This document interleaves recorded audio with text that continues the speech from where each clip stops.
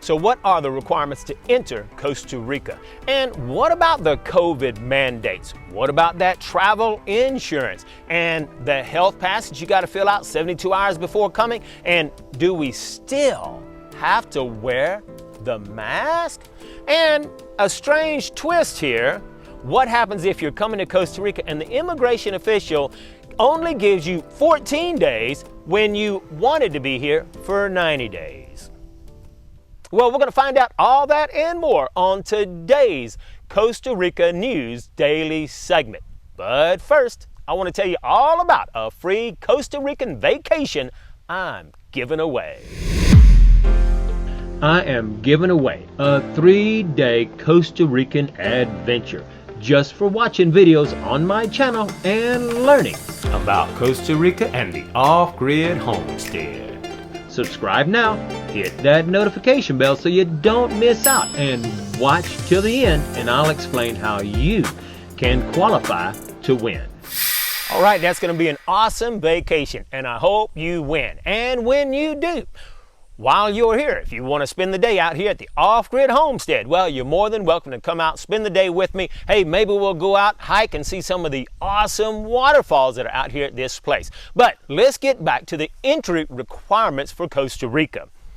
Now, travel requirements to Costa Rica has gotten a whole lot easier, but still there are some important things that you need to know about. As of April 1st of 2022, the Costa Rican government announced officially that requirements for proof of vaccination, purchasing supplemental health insurance, and submitting an online health pass 72 hours prior to coming is going to be suspended as of April 1st, 2022. Now, it's important to note they did not say anything, and according to all of my sources, I've looked everywhere and nobody can give me a hint on what about the face mask. Everybody is still wondering. It looks like Costa Rica is going to require people to wear the face mask.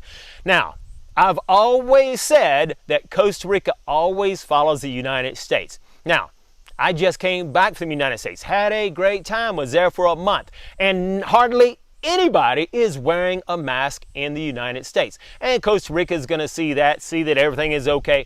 I feel like Costa Rica is probably going to drop that whole face mask requirement shortly, okay? So there's hope. Also, beginning April 1st of 2022, all establishments, activities, and events will be able to operate at 100% capacity. If you remember some time back, the government tried to implement COVID mandates, saying that everybody would have to have this QR code. And you know, that was really going to be a terrible, terrible thing for Costa Rica. They met a lot of pushback.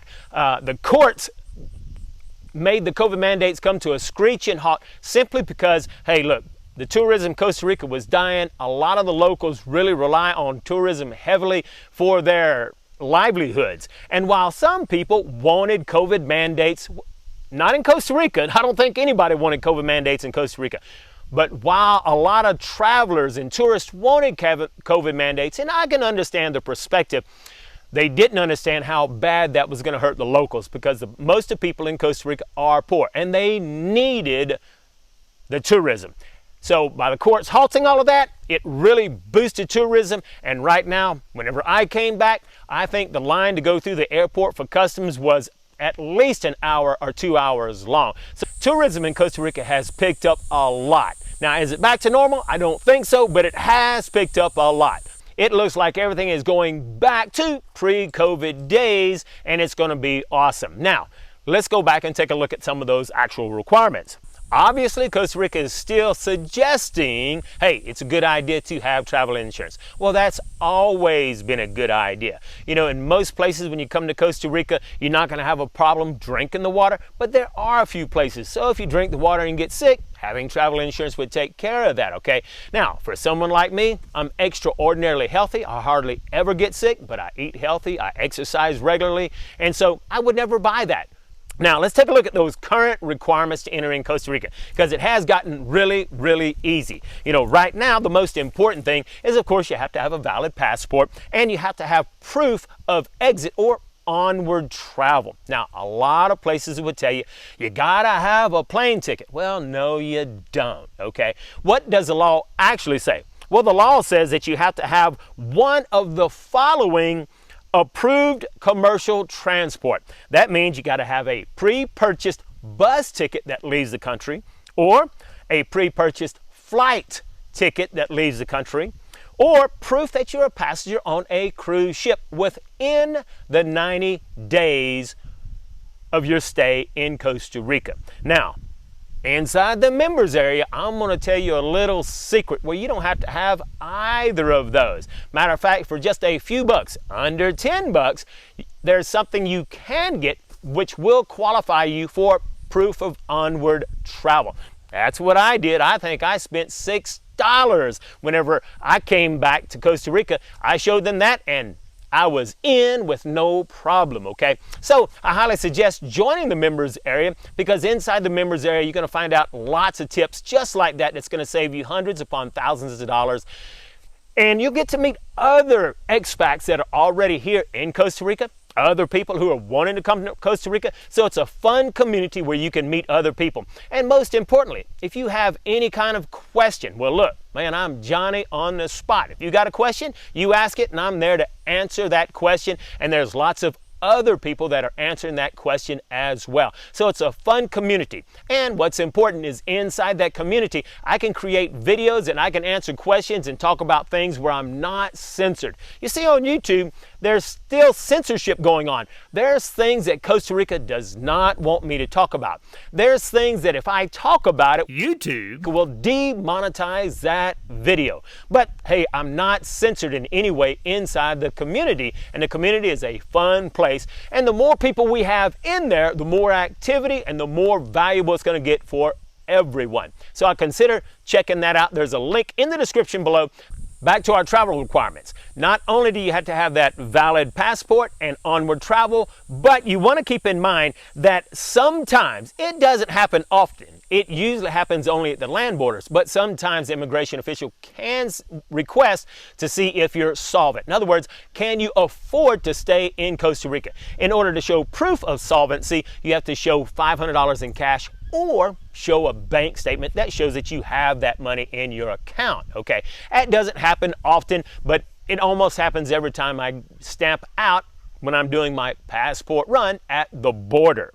Now also, there's one thing that I've never mentioned before, okay? And now that people are beginning to travel more, and it looks like we're kind of going back to a pre-COVID normalcy, more and more people are traveling. And if you travel to some countries, way back in July 30th of 2007, Costa Rica required that if you traveled to any of these countries, well, then you would have to show a yellow fever vaccination certificate, okay? Now, I'm not going to begin to announce all of these countries here. It's probably about 15 of them. But I'll put a list of those countries inside the members area so that you can get that information. One very, very important thing that you do need to understand when coming to Costa Rica, when you meet that immigration official, he has the sole authority to determine how long you can stay in Costa Rica. So regardless, if you wanted to stay for 14 days, if you want to stay for 90 days, that immigration official can say, you can only stay for 3 days. Well, what do you do? I'll tell you more right after I tell you how you can qualify for that free vacation in Costa Rica. Okay, don't forget, there are 4 things you need to do in order to qualify to win that Costa Rican vacation. First, subscribe and hit that notification bell. This way you will not miss out on future videos. Second, click the like button. Literally, it only takes 2 seconds. Do it right now. These 2 simple tasks sends a signal to YouTube's algorithm that you like these videos, and they'll begin to show these videos with other people so I can help them learn too. Third, comment. Let me know if you've learned something, what else you would like to learn. I read every single comment and I try to reply to as many as possible. And fourth, share this video. Just below the video is a share button, and you never know who you will be helping or whose life you'll change for the better because you took a few seconds to share it on Facebook, Instagram, Pinterest. Heck, share it on all your social media profiles.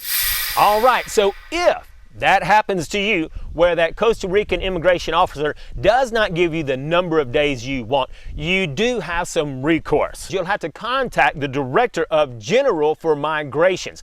I will put the link in the members area, and there'll be a link and giving you all the information that you need. It will cost you an extra $100, okay? So, you know, most of the time you're not going to have that problem. You will have that problem if you happen to be a jerk. So don't think that just because you're from the United States that you have all these rights and you can do what you want to do.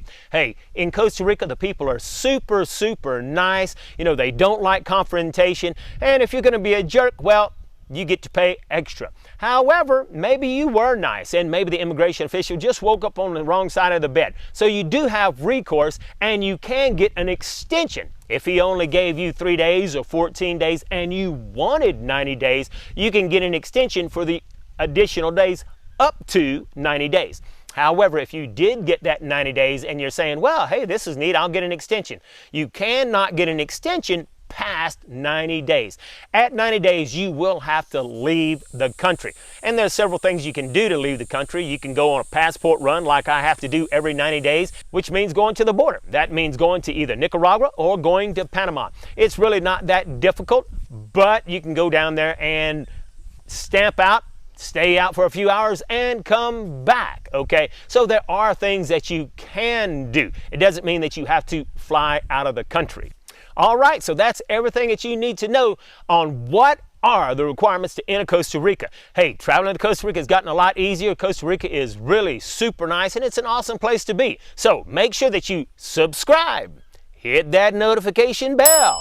That way you'll be notified every time a new video goes live. And consider joining our members only community so that you can get the latest news and all of the updates inside.